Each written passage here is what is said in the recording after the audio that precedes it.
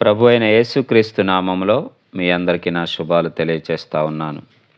ప్రియమైన స్నేహితులారా, ఈ దిన వాక్య ధ్యానాంశముగా ఆదికాండము 1వ అధ్యాయము 28వ వచనాన్ని చదువుకొని ధ్యానం చేసుకుందాం. ఆదికాండం 1వ అధ్యాయము 28వ వచనం.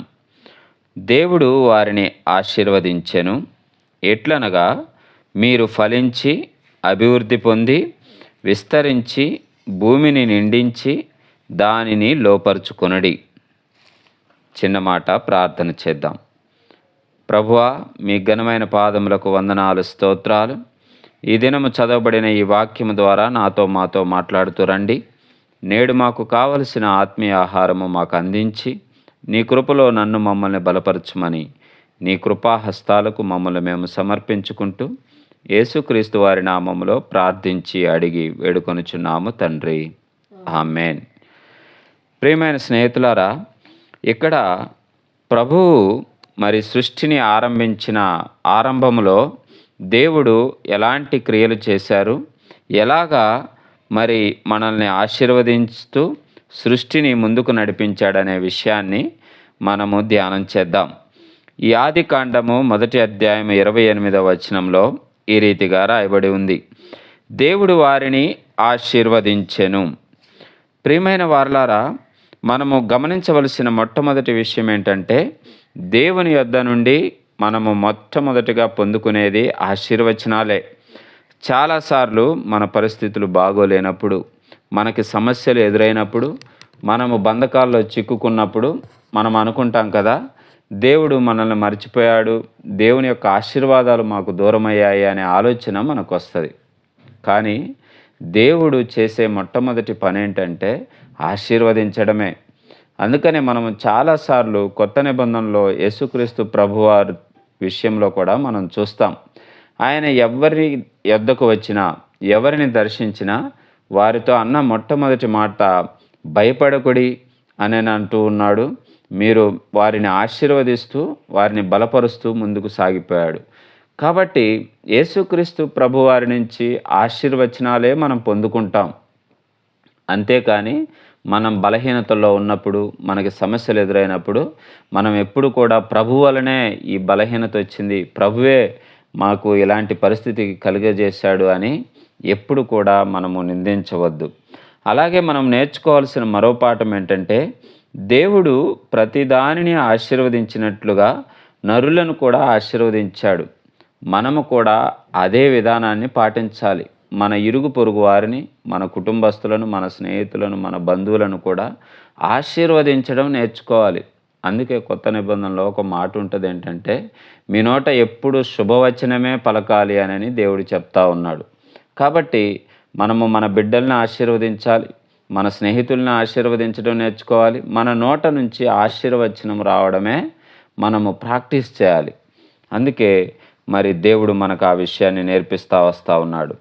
అయితే దేవుడు నరులను ఎలాగా ఆశీర్వదించాడనేది ఈరోజు మనము నేర్చుకుందాం. ఈ ఆదికాండం 1వ అధ్యాయం 28వ వచనంలో ఏమంటూ ఉన్నారంటే, ఆయన దేవుడు వారిని ఆశీర్వదించెను, ఎట్లనగా మీరు ఫలించి. మొట్టమొదటిగా దేవుడు ఎలాంటి ఆశీర్వాదము ఈ సంవత్సరాన్ని మనకిస్తూ ఉన్నాడంటే, మనల్ని ఫలించాలని కోరుతా ఉన్నాడు.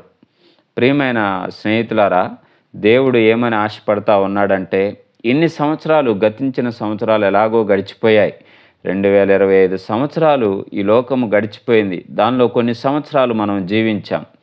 కానీ గడిచినది దాని గురించి దిగులు చెందొద్దు, బాధపడొద్దు. కానీ ఇక ముందు ఈ 2026వ సంవత్సరం పూర్తి సంవత్సరం మన జీవితంలో ఉంది కాబట్టి ఈ సంవత్సరంలో మనం ఏం చేయాలంటే ఫలించాలి. ఎలాగూ ఫలించాలి? దేవుని కొరకు ఆత్మీయంగా ఫలించాలని దేవుడు ఆశపడతా ఉన్నాడు. ఎక్కడ వేసిన గొంగలి అక్కడే ఉన్నట్లుగా మన జీవితాలు ఉండకుండా మనము రోజు, నిత్యము, ప్రతిరోజు కూడా ఎంతో కొంత మన ఆత్మీయ జీవితంలో వృద్ధి పొందుతూ ఉండాలి. మన ఆత్మీయ జీవితంలో ఫలిస్తూ ఉండాలి. మనకు తెలుసు కదా, ఆత్మఫలము ప్రేమ, సంతోషము, సమాధానము, ఆశా నిగ్రహము, దీర్ఘశాంతము, దయాలుత్వము, ఇవన్నీ కూడా మన జీవితంలో ఫలించాలి. ఫలించడం అంటే ఈ రీతిగా ఫలించాలి. ఫలించడం అంటే చాలామంది అనుకుంటారు ఇల్లు కట్టడమో, లేకపోతే ధనం సమకూర్చుకోవడమో, లేదా ఈ లోక సంబంధంగా ఎదగడమే ఫలించడం అనే భ్రమలో మనం ఉంటాం. కానీ దేవుడు ఈ సంవత్సరం మనకేమి నేర్పిస్తా ఉన్నాడంటే, మీరు ఆత్మీయంగా ఫలించాలని దేవుడు ఆశపడతా ఉన్నాడు. అలాగే ఆశీర్వదిస్తా ఉన్నాడు. ఆయన ఆశీర్వదిస్తూ ఏమంటా ఉన్నాడంటే, మీరు ఫలించి అనగా మనము ప్రేమలో ఫలించాలి, దయ చూపడంలో ఫలించాలి, దీర్ఘశాంతము కనపరచడంలో ఫలించాలి, మనము సంతోషముగా ఉండడంలో ఫలించాలి. ఇలాగా ఈ ఆత్మీయ ఫలము మన జీవితాల్లో కనపరచాలని ప్రభువు ఆశీర్వదిస్తూ ఉన్నాడు. కాబట్టి ఆ ఆశీర్వాదాన్ని మనం పొందుకొని మన ఆత్మీయ జీవితాన్ని ఫలింపు చేసుకోవాలని దేవుడు ఆశపడతా ఉన్నాడు. ఇంకా ఆయన ఆశీర్వదిస్తూ ఎలాగ ఆశీర్వదిస్తూ ఉన్నాడంటే, మీరు ఫలించి అభివృద్ధి పొందాలి అని దేవుడు కోరుతా ఉన్నాడు. మొదటిది ఫలించాలి, రెండవది అభివృద్ధి పొందాలి. ఫలించడం మాత్రం కాదు కానీ మనం అభివృద్ధి పొందాలి. మన ఫలము అనేకులకు ఆశీర్వాదకరంగా ఉండడమే అభివృద్ధి చెందడం. మన ఫలము మనమే తినడం కాదు, మన ఫలము మనమే అనుభవించడం కాదు, కానీ అభివృద్ధి చెందడం అంటే ఆ ఫలము ద్వారా అనేకులు ఆశీర్వాదం పొందుకోగలిగితే అప్పుడు మన ఫలము మనము అభివృద్ధి చెందినట్లు. దేవుడు మనం అలాగ అభివృద్ధి చెందాలని ఆశపడతా ఉన్నాడు. మూడవదిగా ఏమని ఆశపడుతూ ఉన్నాడంటే, ఏమని దేవుడు మనల్ని దీవిస్తూ ఉన్నాడంటే, మీరు విస్తరించాలి అని కూడా కోరుతా ఉన్నాడు. మొదటిది ఫలించాలి, రెండవది అభివృద్ధి చెందాలి, మూడవది విస్తరించాలి. అనగా మన ఫలము అనేకులకు ఆశీర్వాదకరంగా ఉండి అనేకులను ప్రభు దగ్గరకు నడిపించేదిగా మన ఆత్మీయ ఫలము మన జీవితాల్లో కనపరచాలి. అప్పుడు దేవుని యొక్క రాజ్యము విస్తరిస్తుంది, మనము విస్తరిస్తాం, మన బిడ్డలు విస్తరిస్తుంది, మన సంతానము విస్తరిస్తుంది. వీటన్నిటికీ కారణం ఏంటంటే మనము మొదట ఫలించాలి. ఎలాగ ఫలించాలి? దేవుని ఆశీర్వాదం పొందుకొని ఫలించాలి, ఆత్మీయంగా ఫలించాలి.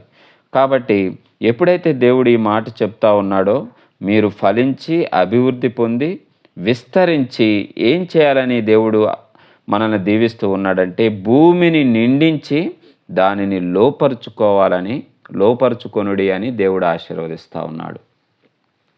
మనం ఇక్కడ గమనించినట్లయితే భూమిని నిండించి అనగా కేవలము మన బాహ్య స్వరూపమైన సంతానాన్ని అభివృద్ధిలోకి తెచ్చి సంతానంతో నిండించమని దాని అర్థం కాదు, కానీ ఆత్మీయులను అనేకులను మనం ఇప్పుడు సంపాదించవలసిన వారమై ఉండాలి. ఆత్మీయులతో భూమిని నిండించాలి మనం ఇప్పుడు. ప్రభు ఈ యొక్క భూమి ఆరంభంలో, ఈ సృష్టి ఆరంభంలో మనుషులను శారీరకంగా అనేక మందిగా విస్తరించమని చెప్పాడు, నిజమే. కానీ ఈరోజు ఆత్మీయంగా పాఠం మనం నేర్చుకోవాల్సి వచ్చినప్పుడు మనము భూమిని ఎలాగ నిండించాలి? ఆత్మీయులతో నిండించాలి. హల్లెలూయా. అనగా దాని అర్థం ఏంటంటే, అనేకులను ప్రభు యొద్దకు నడిపించాలి. అనేకులను అగ్ని నుంచి లాగినట్లు ప్రభు మార్గంలోకి మనము తీసుకురావాలి. అప్పుడు అనేక మంది విశ్వాసులతో, అనేక మంది దేవుని బిడ్డలతో భూమిని విస్తరింపజేయాలని దేవుడు మనల్ని ఆశీర్వదిస్తూ ఉన్నాడు. భూమిని నిండించాలి అని ఆయన ఆశపడతా ఉన్నాడు. మనము ఉన్నవారము ఒక్కరిలాగానే ఉండకుండా ఒక విశ్వాసి అనేక విశ్వాసులను తన ఫలము ద్వారా ప్రభు యొద్దకు నడిపించాలని దేవుడు కోరుతా ఉన్నాడు. అంత మాత్రమే కాదు, కానీ దేవుడు స్పష్టంగా తెలియజేస్తున్న విషయం ఏంటంటే, భూమిని నిండించి దానిని లోపరుచుకోవాలని ఆయన దీవించాడు మనల్ని. ఏంటండి? భూమిని నిండించి దానిని లోపరుచుకోవాలని దేవుడు స్పష్టంగా చెప్తా ఉన్నాడు. ఈ రోజున మనం ఏం చేస్తూ ఉన్నామంటే, భూమిని నిండిస్తున్నాం, ఫలిస్తున్నాం, అంతా చేస్తున్నాం, కానీ మనమే భూమికి లోబడిపోతూ ఉన్నాం. భూమికి లోబడడం అంటే అర్థం ఏంటంటే, ఈ లోక సంబంధమైన వస్తువులకు, ఈ లోక సంబంధమైన అధికారానికి మనము లోబడిపోతున్నాం. మనము దాన్ని లోపరుచుకోవాలని దేవుడు ఆశపడతా ఉన్నాడు. మనము దానిని లోపరుచుకోవాలని దేవుడు మనకు అధికారం ఇచ్చాడు. నిజంగా ఆలోచన చేస్తే అనిపిస్తుంది కదా, దేవుడు మనకిచ్చిన అంత గొప్ప అధికారాన్ని మనం మర్చిపోయి మనమే భూమికి లోబడిపోతూ ఉన్నాం. ఈ సృష్టిలో కొత్త అద్భుతాలకు కానీ, కొత్త పరికరాలకి, కొత్త వాటికి మనము లోబడిపోయి మన సమయాన్ని వృధా చేస్తూ ఉన్నాం. ఇప్పుడు భూమి నుంచి వచ్చినదే ప్రతి వస్తువు కూడా ఎక్కడి నుంచి వస్తుందండి? భూమి నుంచే వస్తుంది. ఇప్పుడు బంగారానికి కొంతమంది తన మనసు బానిసలుగా చేసుకుంటారు. బంగారం ఎక్కడి నుంచి వస్తది? భూమి నుంచే తీస్తారు. లేకపోతే ప్రతి వస్తువు కూడా మన చేతిలోకి రావడానికి భూమి నుంచే ఆధారం. ఒక పేపర్ కావచ్చు, లేకపోతే ఒక వస్తువు ఏదైనా కావచ్చు. ఒక చెక్క వస్తువో, ఒక వడ్రంగి పనితో చూసిన ఒక సోఫానో ఏదైనా కావచ్చు గానీ అది భూమి నుంచే వస్తది. ఎందుకంటే భూమి చెట్లను మొలిపిస్తది. చెట్ల ద్వారా కొన్ని పరికరాలు, కొన్ని వస్తువులు తయారైతాయి. అలాగే ఇనుము, ఖనిజము అంతా భూమి నుంచే వస్తది. వాటి ద్వారా తయారైన వస్తువులకి మనము బానిసలమైపోతా ఉన్నాం. ఇప్పుడు చూస్తే సెల్ ఫోన్స్ ఎలాగొస్తాయి? ఏదో ఒక విధము చేత భూమి నుంచి తయారు చేయబడ్డవే ఇవన్నీ కూడా. ఇనుము కావచ్చు, లేకపోతే కలప కావచ్చు, ఏదైనా కావచ్చు గానీ, భూమి నుంచి వచ్చే ఖనిజాల ద్వారానే మన చుట్టూ ఉన్న వస్తువులు గానీ, మన చేతిలో ఉన్న వస్తువులు గానీ తయారు చేయబడ్డాయి. కానీ ప్రభు ఏమని కోరుతా ఉన్నాడు? మీరు భూమిని నిండించి దానిని మీరు లోపరుచుకోవాలంటా ఉన్నాడు గానీ, మనం ఏం చేస్తా ఉన్నామంటే దానికి లోబడిపోతా ఉన్నాం. మన చేతిలో ఉన్న సెల్ ఫోన్‌కు లోబడిపోతా ఉన్నాం. మన ఎదుట ఉన్న మన ఇంట్లో ఉన్న టీవీలకు, వాటి ప్రోగ్రామ్స్‌కు లోబడిపోతా ఉన్నాం. లేకపోతే ఏసీ ఉంటే ఏసీలకు లోబడిపోతా ఉన్నాం. అంటే బాహ్య ప్రపంచంలో ఏది మనకి సౌకర్యవంతంగా ఉంటుందో వాటికి మనం లోబడతా ఉన్నాం. కానీ దేవుడు ఏమని ఆశపడతా మనల్ని దీవిస్తూ ఉన్నాడంటే, మీరు ఫలించి, అభివృద్ధి పొంది, విస్తరించి, భూమిని నిండించి, దానిని లోపరుచుకోవాలని దేవుడు మనల్ని దీవించాడు. ఆ విషయాన్ని గాని మనము ఈ సంవత్సరంలో జ్ఞాపకం ఉంచుకుంటే, మనము భూమిని లోపరుచుకుంటాం. మనము మన చేతిలో ఉన్న వస్తువులను లోపరుచుకుంటాం. మనము సంపాదించిన ధనాన్ని మనము లోపరుచుకుంటాం గానీ, అది మనల్ని లోపరుచుకోకుండా జాగ్రత్త పడగలుగుతాం. ఎప్పుడంటే ప్రభు యొక్క ఆశీర్వాదము నాకు ఈ రీతిగా ప్రభు నన్ను దీవించాడు గదా! భూమిని లోబరుచుకునేవాడిగా దీవించాడు గానీ, నేను చిన్నదానికి, పెద్దదానికి బానిసనయ్యి దానికి లోబడేవాడిగా, దానికి లోబడేదాననుగా ప్రభు నన్ను అంత బలహీనుడిగా చేయలేదనే విషయము మనము జ్ఞాపకం చేసుకుంటూ ఉంటే, మనము భూమిని నిండించి, దానిని లోపరుచుకునే స్థాయికి మనము ఎదగగలుగుతాం.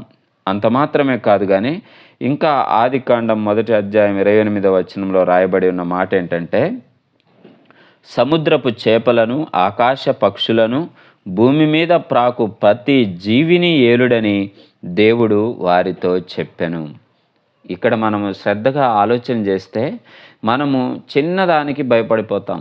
కొంతమంది స్త్రీలు ఇంట్లో చిన్న కాక్రోచులకు భయపడతారు, బల్లులకు భయపడతారు కదా!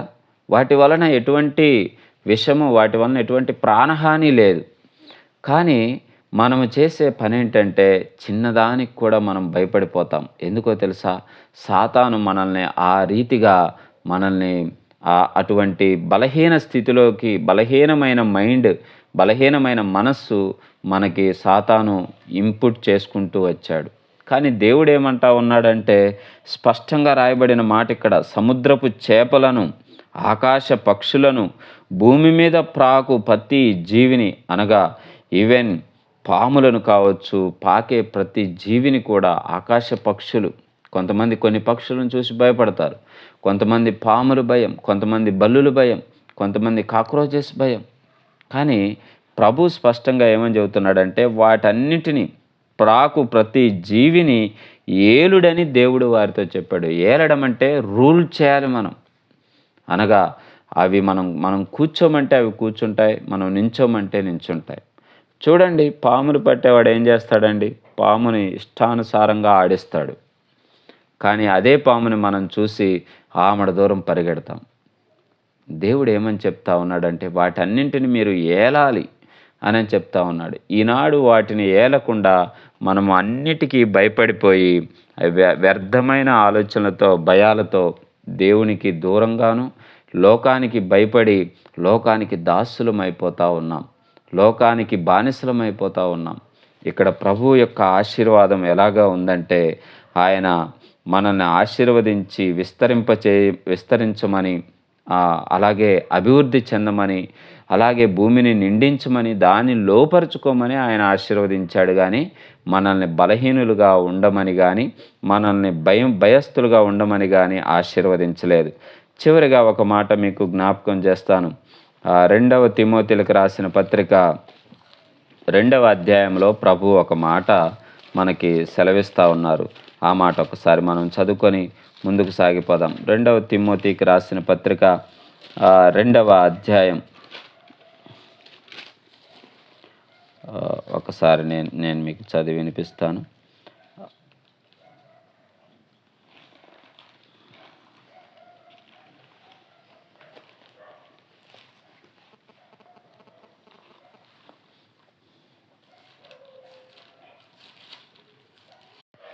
క్షమించండి. 2వ తిమోతికి రాసిన పత్రిక 1వ అధ్యాయంలో ఆ మాట రాయబడి ఉంది. 1వ అధ్యాయం 7వ వచనం. దేవుడు మనకు శక్తియు ప్రేమయు ఇంద్రియ నిగ్రహము గల ఆత్మనే ఇచ్చెను గాని పిరికితనము గల ఆత్మని ఇయ్యలేదు. ఇక్కడ ప్రభు మనల్ని మొదట నరుని సృష్టించినప్పుడు ఎలాగా ఆశీర్వదించాడో, భూమిని లోబరుచుకోండి, అలాగే భూమి మీద ఉన్న జంతువులను, ప్రాకు జంతువులను, ఆకాశంలో తిరుగు పక్షులను లోపరుచుకొని వాటిని ఏలండని ఎంత స్పష్టంగా చెప్పాడో, ఇక్కడ 2వ తిమోతిలకు రాసిన పత్రిక 1వ అధ్యాయం 7వ వచనం కూడా స్పష్టంగా ఏమని చెప్తా ఉన్నాడంటే, మీరు ఇంద్రియ నిగ్రహము గల ఆత్మనే కలిగి ఉన్నారు కానీ పిరికితనము గల ఆత్మను మీరు కలిగి ఉండలేదని దేవుడు మరోసారి జ్ఞాపకం చేస్తూ ఉన్నాడు. కాబట్టి మనకి దేవుడు ఇచ్చినటువంటి శక్తి కానీ, ఆశీర్వాదము కానీ, లేకపోతే దేవుడు మనకిచ్చిన ఆత్మ ఎలాంటిదంటే పిరికితనము కలిగిన ఆత్మ కాదు. మనకి దేవుడు గొప్ప శక్తి గల ఆత్మను ఇచ్చాడు కాబట్టి, మనము ఏలేవారముగా ఉండాలని దేవుడు ఆశీర్వదించాడు కాబట్టి, ఆ ఆశీర్వచనాన్ని మనము నమ్మి దానిని కానీ పట్టి ప్రార్థన చేయగలిగితే ఆ ఆశీర్వాదం మన జీవితాల్లో నెరవేరుతుంది. కాబట్టి ప్రియమైన వారలారా, ఈ 2026వ సంవత్సరము ఈ నూతన దినాన మనము నేర్చుకునే పాఠం ఏంటంటే, దేవుడు మనల్ని ఆశీర్వదించాడు. ఎలాగా ఆశీర్వదించాడు? మీరు ఫలించాలని కోరుతా ఆశీర్వదించాడు. మీరు ఫలించి అభివృద్ధి పొందాలని ఆశీర్వదించాడు. మనము విస్తరించాలని ఆశీర్వదించాడు. భూమిని నిండించి దానిని లోపరుచుకోవాలని ఆశీర్వదించాడు. కాబట్టి ఈ ఆశీర్వాదాలను మనము నిత్యం జ్ఞాపకం చేసుకుంటూ మనము భూమిని లోపరుచుకునే వారముగా ఉండాలి కానీ ఈ లోకంలో ఉన్న వాటికి భయపడి వాటికి లోబడిపోయి మనల్ని మనము తగ్గించుకొని మరి మన ఆత్మను నశింపకుండా కాపాడుకునే వారముగా ఉండాలంటే మనము ధైర్యము కలిగి, ఇంద్రియ నిగ్రహము గల ఆత్మను కలిగి, పిరికితనము గల ఆత్మ నాకు దేవుడు ఇయ్యలేదని నమ్మి ఆయన నామాన్ని గణపరచగలిగితే ఈ ఆశీర్వాదాలు మన జీవితంలో, అలాగే ఈ 2026వ సంవత్సరంలో నెరవేర్చబడి మనము ప్రభు కోరినట్టుగా ఆయన ఆశీర్వాదాలకు అనుగుణంగా ఈ భూమిని నిండింపచేస్తాము, విస్తరిస్తాము, ఫలిస్తాము, అభివృద్ధి పొందుతాము. అటువంటి కృప దేవుడు మనందరికీ దయచేయును గాక. ఆమేన్.